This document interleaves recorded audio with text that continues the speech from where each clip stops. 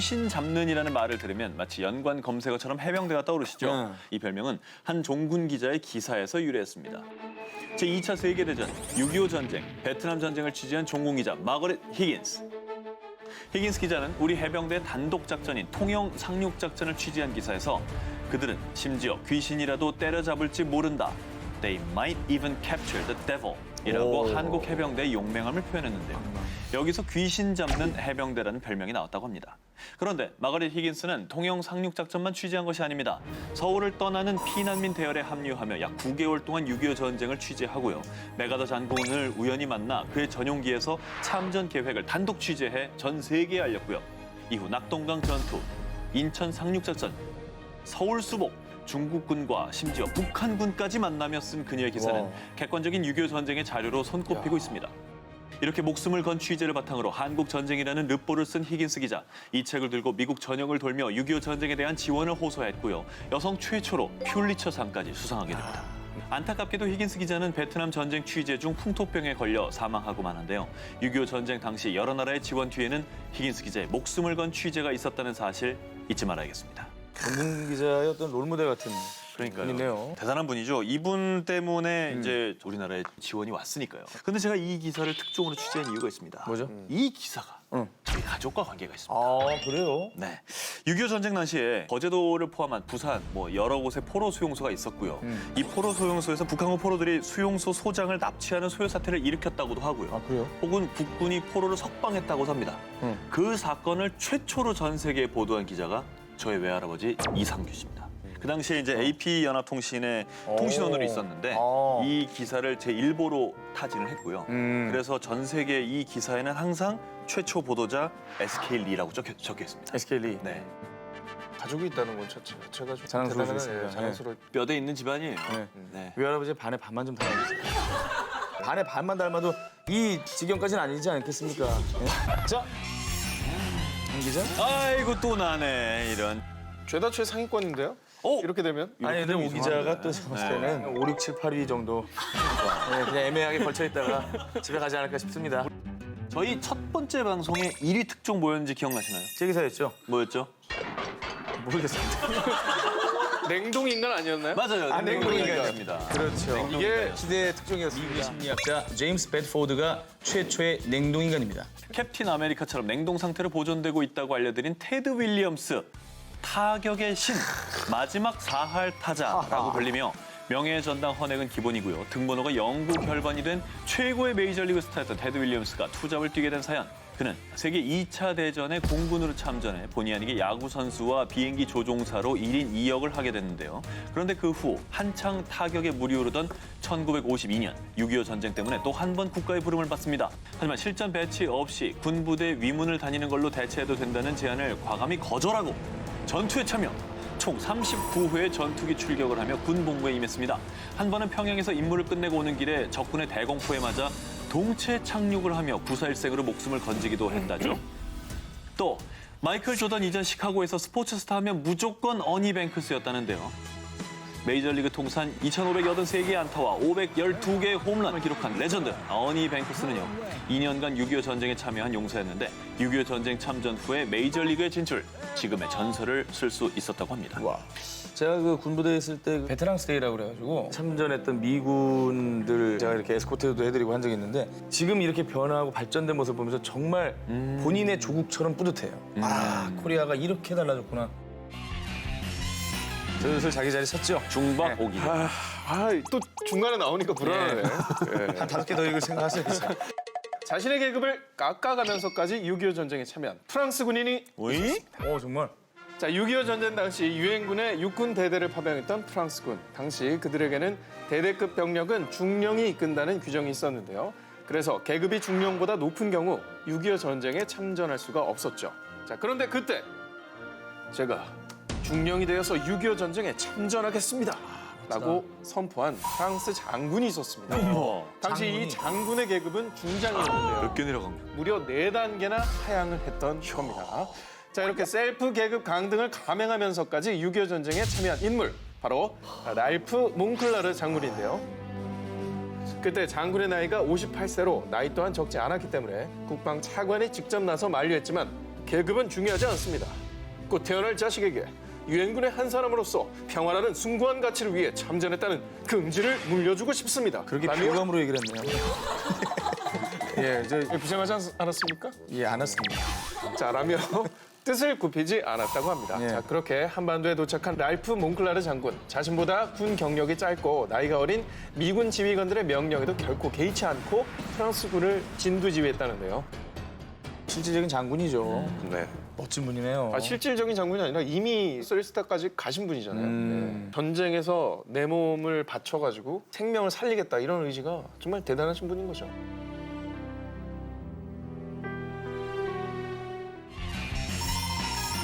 연달아네, 연달아. 역사상 가장 많은 국가가 단일 연합군으로 참전한 전쟁이 있었는데요. 2010년 세계 기네스북에도 이름을 올린 그 전쟁은 바로 6.25 전쟁이죠.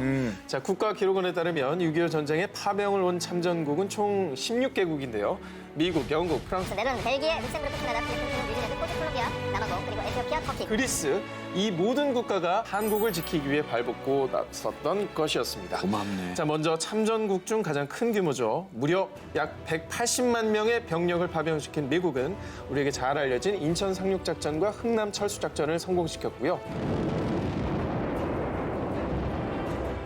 약 3,500여 명의 파병인을 보낸 에티오피아는 무려 325번의 전투에서 완승을 거둔 전설의 부대입니다. 고맙네. 자, 그리고 형제나라 터키는 육군부터 보병, 공병, 의무병 등 전폭적인 지원을 아끼지 않았는데요.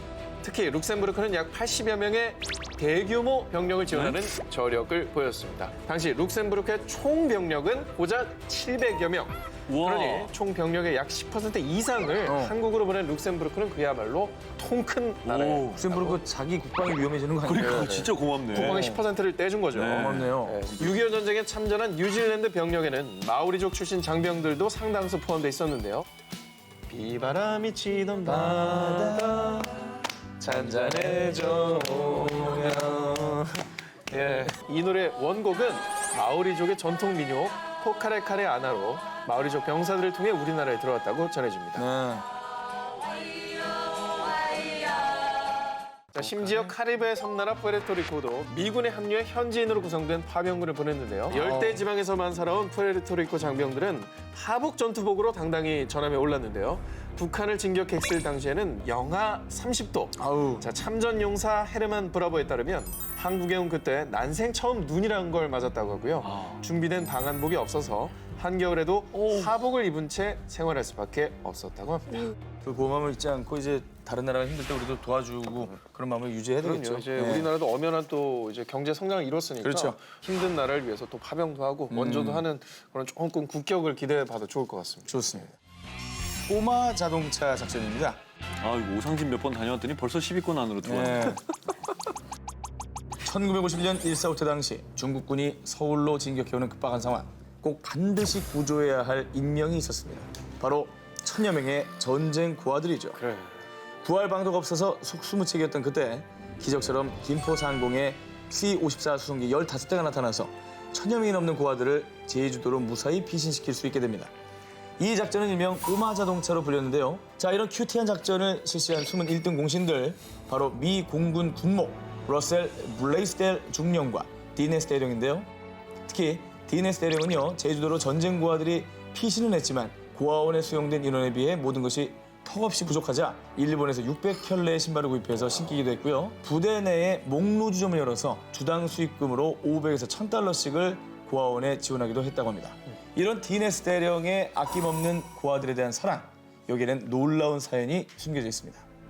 디네스는 2차 세계대전 때 실수로 독일 교회 고아원을 폭격을 하고 맙니다. 그 이후에 수많은 아이들을 숨지게 해서 죄책감을 느끼던 중 한국의 고아들을 구출해서 자신의 죄를 다소 씻을 수 있었다고 회고했다고 합니다.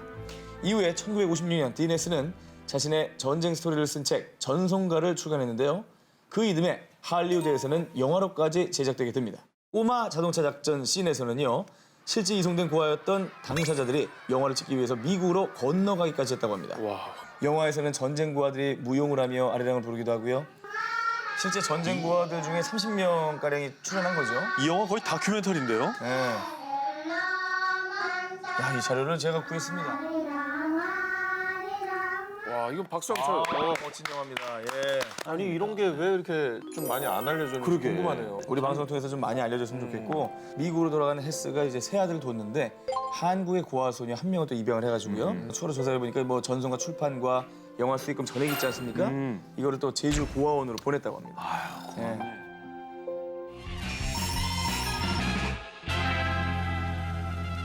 자, 바로 두 개의 기사 공개를 해드리도록 하겠습니다.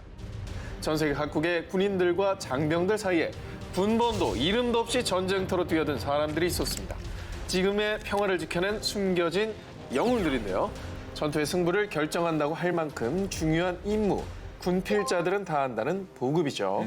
그러나 1950년대 한국은 포장되지 않은 도로와 산악지대뿐 군수 물자를 운반하는 데 최악의 지형이었는데요. 징집과 모집을 통해 차출된 한국 민간인들은 식량, 탄약, 무기를 전쟁이 진행 중인 산꼭대기까지 전달하는 임무를 맡았는데요. 전쟁터에서 총은 안 챙겨도 이것은 꼭 챙겼다는 A특공대의 비밀, 바로 지게입니다. 그게 A특공대예요? 자, 지게 모양이 알파벳 A처럼 보인다고 해서 붙여진 A특공대. 자, 이 A특공대는 지게를 이용해 군수 물자뿐만 아니라 전쟁 중에 전사한 군인이나 부상당한 사람까지 옮기며 최전방의 운송부대로 활약을 했습니다.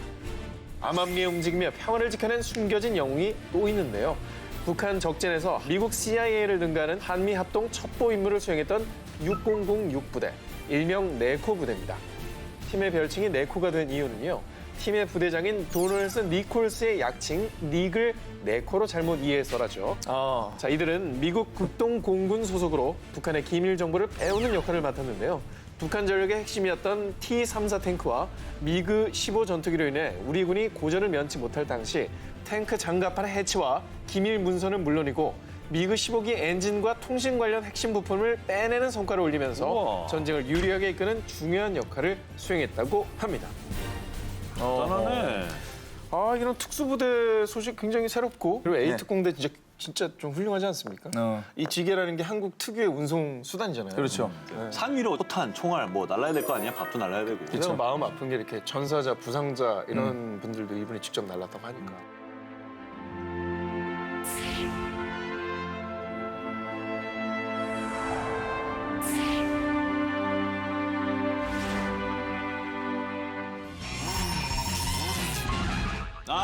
하나 남았는데. 지금 상황이 어떻게 된 거예요? 전 그러면 참여한 거죠. 저는 2개 남았거든요. 전현무 기자께서 1위, 19위를 동시에 찾았다. 그렇죠. 굳이 말하자면 1위를 했다라고 표현을 하죠. 누가 1위고 누가 19위냐의 어떤 그런 걸 보는 맛이 있는데 프로그램 이렇게 망칠 겁니까? 프로그램의 재미는 저 한석준 바닥을 확인하는 그런 걸로 저는 개인적으로 생각하고 있어요. 그래요? 자, 그러면 모니턴으로 끝난 우리 한석준 기자의 기사 볼까요? 네. 좋습니다. 제가 기사를 해드리겠습니다. 6.25 전쟁 직전 우리나라 해군에게는 제대로 된 전투함 하나 없이 일본이 버리고 간 배가 전부였습니다. 그렇게 가난했던 시절 해군들의 꿈은 대포 달린 전투함 단 한 척만이라도 갖는 거였습니다. 그래서 이들은 직접 돈을 모아 전투함을 사기로 결심합니다. 그렇게 전투함 구매 운동이 벌어졌고 전투함 도입을 위한 월급을 기부했는데요. 심지어 해군 장병들은 성금을 더 내기 위해 고철을 수집해 고물상에 팔기도 했습니다. 해군들의 부인들 또한 이 일을 위해 발벗고 나섰는데요. 삭바난지를 해 수혜품이나 옷가지를 모아 바자회를 열고 빨래 해주기, 양복 고쳐주기 등으로 성금을 모았습니다.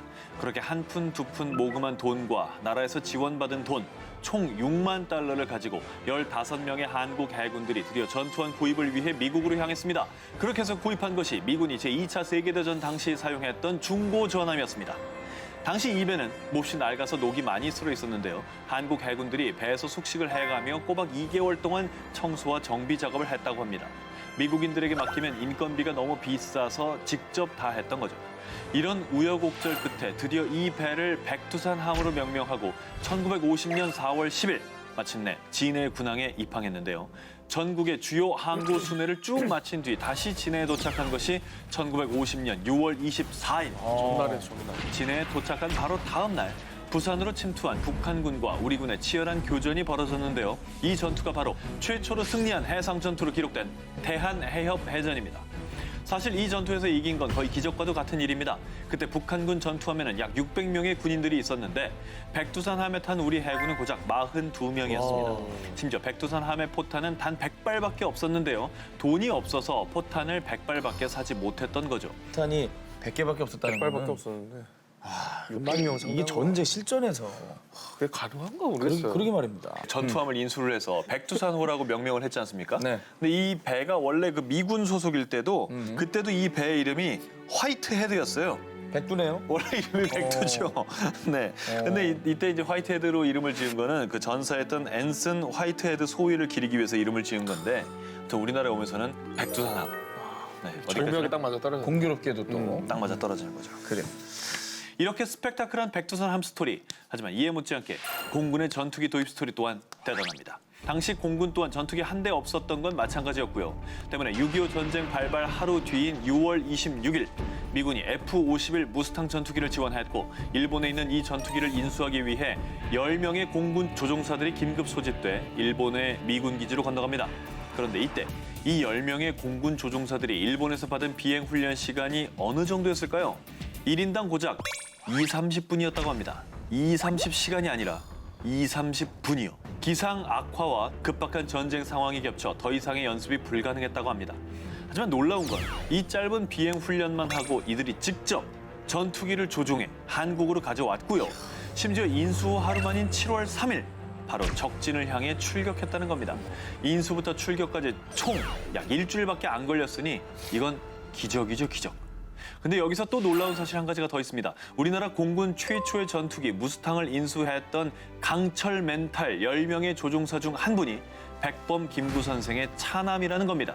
그분이 바로 지난 5월 작고하신 김신 전 공구 참모총장님으로 이분은 유엔군이 500회 넘게 출격했지만 실패했던 작전인 평양 승호리 철교 폭파 작전을 지휘해 성공시킨 분이기도 합니다.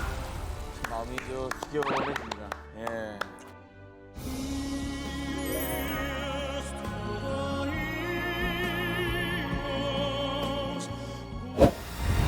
나는 테러리스트가 아니다. 대한민국 독립군 대장이다. 2014년 아프가니스탄에서 작전을 펼치던 노르웨이의 특수부대 이 FSK는 고도로 훈련된 병력의 필요성을 깨닫고 이 부대를 창설했는데요. 아프가니스탄은 내전이 심하고 네, 가장 위험한 곳이기도 하고 거기가 지형이 그리고 아주 험난하대요. 그래서 누가 어디 숨어 있는지도 모르고 굉장히 힘들다고 하더라고요. 아니 근데 특수부대원 중에서 이제 월등한 대원을 뽑아서 소수 정예 부대를 만드는 건가요? 그럼 진짜 셀 것 같은데. 자, 이 부대는요. 일단 훈련 과정이 너무 고되고 힘들어서요. 2014년 창설 당시 317명이 입대를 지원했지만 1년 뒤 훈련을 마치고 남은 자는 불과 13명. 와, 13명이 뭐 한 3%, 4% 되는 거예요? 네, 그야말로 강한 자만이 살아남은 곳이었습니다. 극악의 훈련을 거쳐 선별된 이 특수부대의 정체는 바로 세계에서 유일하게 여성으로만 이루어진 특수부대. 일명 사냥분대입니다. 사냥군대? 여성으로만 이루어진 특수부대가 있었어요? 처음 들어봤는데. 아니 근데 뭐 여성 부대가 있을 수는 있지만 왜 하필 여성으로만 또 이렇게 이루어진 부대를 만든 거죠? 전쟁터에서 정보를 수집하고 여성, 어린이와 교류할 수 있는 군인이 필요했습니다. 자, 아프가니스탄에서는 남성 군인이 여성과 대화를 할 수 없어서요. 현지 여성들로부터 작전 수행이 필수적인 첩보를 입수하는 역할 등 작전상 고도로 훈련된 여성 군인의 필요성을 느꼈다는데요. 자, 그런데 그들이 있어야 할 곳은 다름 아닌 전쟁터. 사냥부대 대원들은 그저 성별이 여성일 뿐 다른 특수부대와 다름없는 강한 군인이어야 했습니다. 그렇죠. 자, 겨울이면 무려 영하 50도 이하로 떨어지는 북극의 툰드라. 살갗을 파고드는 칼바람이 휘몰아치는 이곳에서 사냥분대 지원자들은 무려 22kg 군장을 메고 행진. 듣기만 해도, 보기만 해도. 지겨워. 와. 영하 50도요? 군대에서 최고로 고통스러운 기억 중 하나가 행군 아닙니까? 행군이죠. 행군이죠, 행군. 발도 힘들어, 어깨도 힘들어, 머리도 힘들어, 목도 아파. 맞아, 감각이 없잖아. 행군이죠, 진짜. 근데 여긴 더 심하죠. 자, 근데 이뿐만이 아닙니다. 언제 어디서 들이닥칠지 모르는 적의 공격에 24시간 대비하기 위해 며칠 동안 잠을 전혀 자지 않는 무수면 훈련, 적진의 침투에 대테러 작전을 펼치기 위한 수백 미터 고공 낙하 훈련 등 저렇게 폭행을 당하면서도 반격을 해야 되는구나. 네. 무려 1년 동안의 혹독한 훈련을 통과해야만 사냥 군대원이 될 수 있습니다. 일단 투입되면 그때부터 남성이고 여성이고가 뭐 무슨 의미가 있겠습니까? 그냥 전사지, 전사. 사냥 군대 대원들은요. 제 한계를 시험하고 싶습니다. 여성도 남성과 똑같이 할 수 있습니다.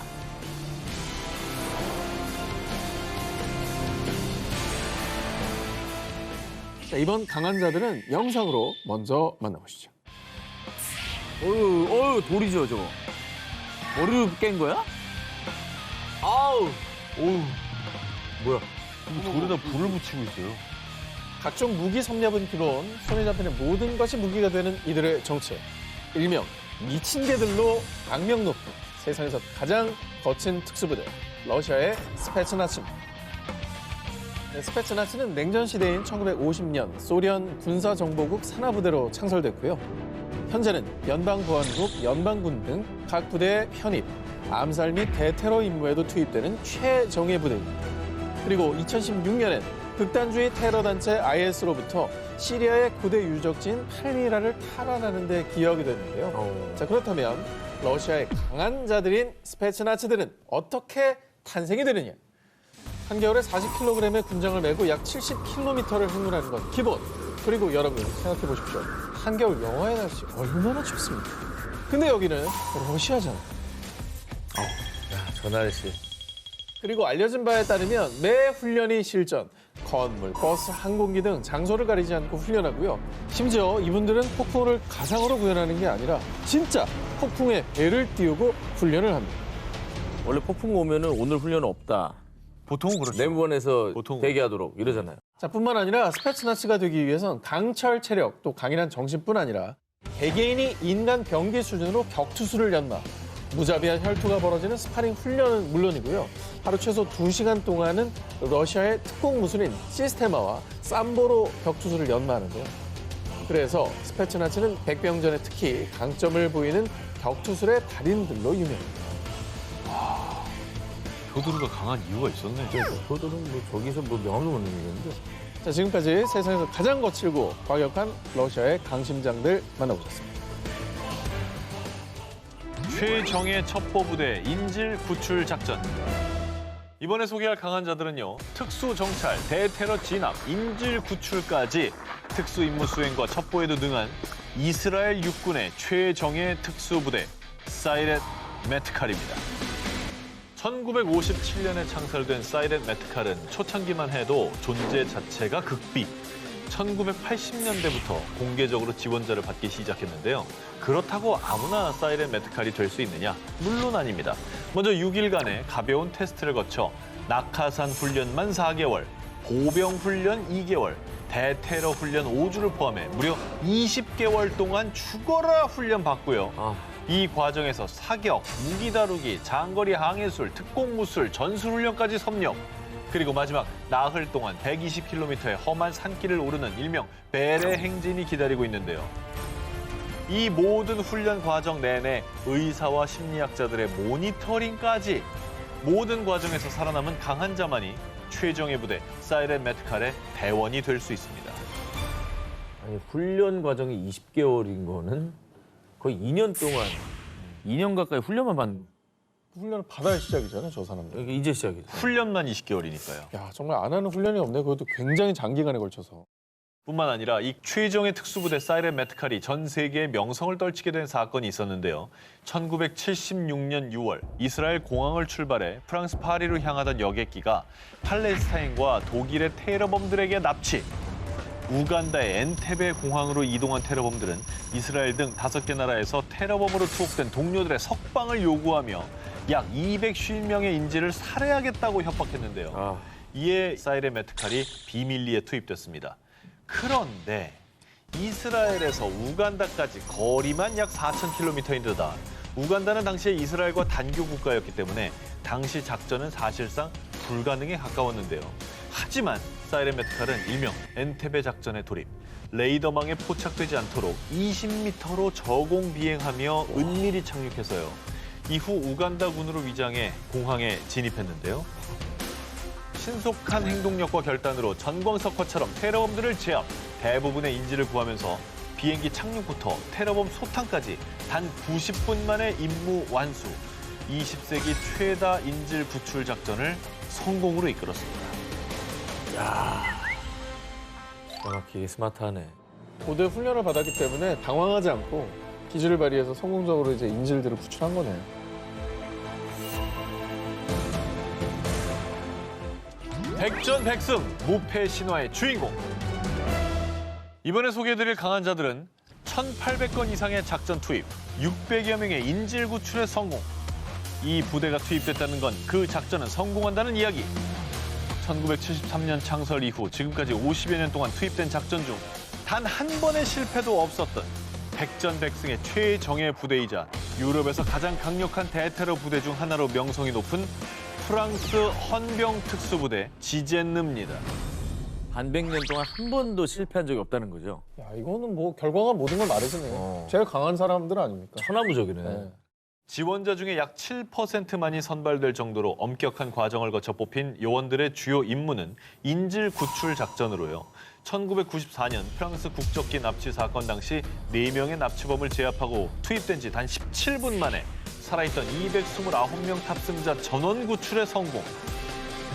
17분 만에? 17분 만에. 정광석화다. 와. 그러니까 딱 이거 모든 대원들이 그냥 하나같이 일사불란하게 움직이지 않으면 발생하기 어렵잖아요. 하나로 움직인 거지. 5년 이상의 군 경력자 중에 체력, 지적 능력, 심리 테스트 등 엄격한 과정을 통해 선발된 요원들은 약 1년 동안 저격술, 고공 낙하, 폭발물 처리, 화기 조작술 등을 철저하게 익히는데요. 그중에서도 테러범을 쫓는 부대답게 무려 하루에 300탄의 실탄 사격 훈련을 진행. 특화된 저격술은 세계 최고 수준이라고 합니다. 단순히 근데 이제 전쟁에서 이기려고 하는 부대가 아니라 인질을 무사히 구출해야 되는 거기 때문에 더 신경 쓸 게 많을 것 같아요. 저 대원들은 스스로에 대한 자부심이 엄청날 것 같아요. 맞습니다. 사명감도 있고. 이 지젠느는 내 생명을 다 바쳐 타인을 구조한다라는 모토로 연평균 약 60여 차례 출동하는데요. 언제 발생할지 모르는 테러 및 인질 사건에 대비해 400명으로 이루어진 4개 타격대 중에 1개는 24시간 출동 대기. 지젠느가 단 한 번의 실패도 없었다는 건 테러범들의 흉악 범죄가 매번 실패로 끝났다는 말이기도 할 텐데요. 테러범 파수꾼 지젠느의 그런 명성이 부디 무너지는 일이 없길 바랍니다. 세계 강한 자들의 전신 SAS. 이번엔 앞서 소개한 이스라엘의 사이렌 메트카를 비롯해 전 세계 특수부대들은 이 부대에서 비롯됐다라고 할 수 있는 원조 특수부대를 취재해왔습니다. 바로 Who Dares Win. 용기 있는 자가 승리한다. 영국 육군 공수특전단 SAS입니다. 1941년에 창설된 SAS는 적의 후방에 낙하산으로 침투하는 정예 부대였습니다. 1990년 걸프전, 2001년 아프간전 등에 투입돼 실전 경험도 풍부하고요. 특히 1980년엔 런던에서 벌어진 주 영국 이란 대사관 인질 사건을 단 11분 만에 제압한 이 림로드 작전을 계기로 전 세계 대테러 작전의 교과서가 됐습니다. 근데 SAS 되기도 진짜 만만치가 않을 것 같습니다. 그 아까 프랑스도 보긴 했습니다만 진짜 강한 자들만 모였을 것 같아요.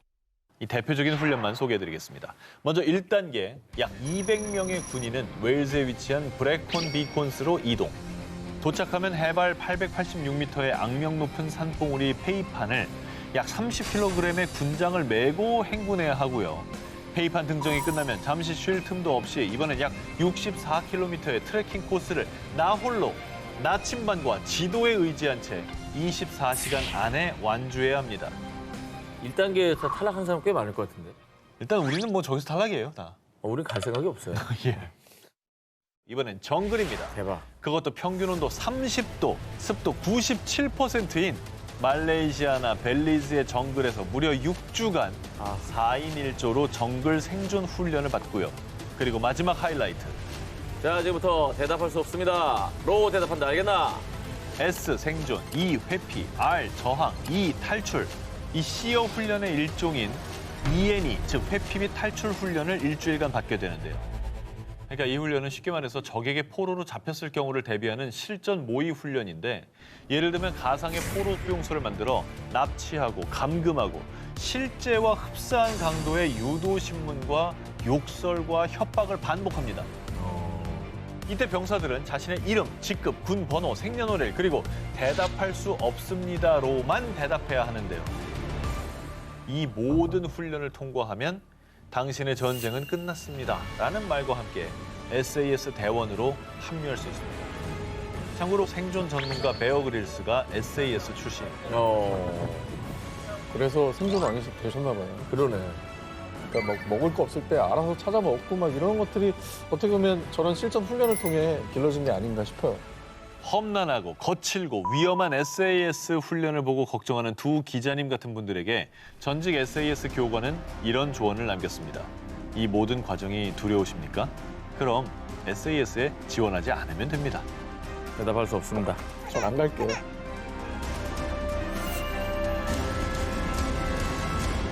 이번에 제가 소개해드릴 강한 자들은 전 세계 국방력 1위 미국에서도 탑 티어 부대로 꼽히는 미 해군 대테러 특수부대 대부그루입니다. 티어 1, 2, 3급으로 구분되는 미 특수전 부대 최상급 티어 1부대로 최정예 오브 최정예 부대라고 할 수 있습니다. 한 해 국방비가 1,000조인 나라 아닙니까? 그렇죠. 1,000조국. 근데 여기서도 이 국방력 최고 수준인 미국의 탑티어 부대라고 하니까 벌써 압도되네요. 그렇습니다. 이 부대로 말씀드릴 것 같으면 미국의 강한 자 중에 강한 자들만 모인다는 미 해군 엘리트 특수부대죠. 지옥의 관문을 뚫고 살아남은 상위 1%의 네이비실 중에서도 엄선된 요원들로 구성된 특수부대 중에 특수부대로 불리고 있습니다. 네이비실은 뭐 최정예 해군 특수부대잖아요. 그 안에서도 엄선해서 요원을 구성한 부대라니까 뭐 그 위력은 말하지 않아도 알겠네요. 이 대부그루는 선발 과정만 약 8개월, 비밀 작전 팀인 만큼 병력의 실제 규모와 훈련 과정에 대해 자세히 공개된 사항은 없습니다. 하지만 일단 오늘 소개됐던 특수부대들이 하는 모든 훈련은 전부 다 하신다고 보면 됩니다. 한마디로 육해공을 넘나드는 전천후 부대라고 해도 과언이 아닌데요. 적을 따돌리는 특수 운전술, 잠수 기술, 극한의 생존술 등 인간의 한계를 뛰어넘는 극한의 훈련은 물론 체력부터 지적 능력, 심리 상태에 이르기까지 다양한 테스트를 거치고요. 선발된 이후에도 무술, 저격술과 폭파술, 10,000m가량의 고공에서 자유 강하 후 목표물에 침투하는 기술 등 각종 훈련을 통해 전사 중의 전사로 거듭난다고 합니다. 세계 최고의 정예 오브 정예 부대네요, 진짜. 그러니까 미군이 지금 전 세계 다양한 작전에 투입이 되어 있고요. 그러면 대부그루는 그 중에서도 또 특수한 임무를 또 맡았을 것 같아요. 1980년에 창설돼서 대테러전, 핵무기나 생화학무기 확산 차단, 정치적으로 민감한 인질 구출 작전 등 고도의 기밀성과 위험성이 큰 비밀 작전에 전문적으로 투입된 대부그루는 2011년 9.11 테러를 주도한 국제 테러 단체 알카에다의 창설자 오사마 빈 라덴을 단 40분 만에 사살하면서 세계에 알려지기 시작했는데요.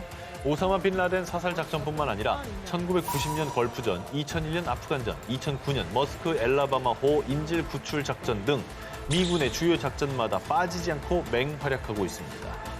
미국의 또 가장 큰 작전마다 투입된다는 사실 자체가 이건 뭐 그들의 위력을 결과로서 증명을 해주고 있네요. 그렇습니다. 지금까지 강한 자 중에 강한 자, 미국의 최고 전략 자산 대부그루였습니다.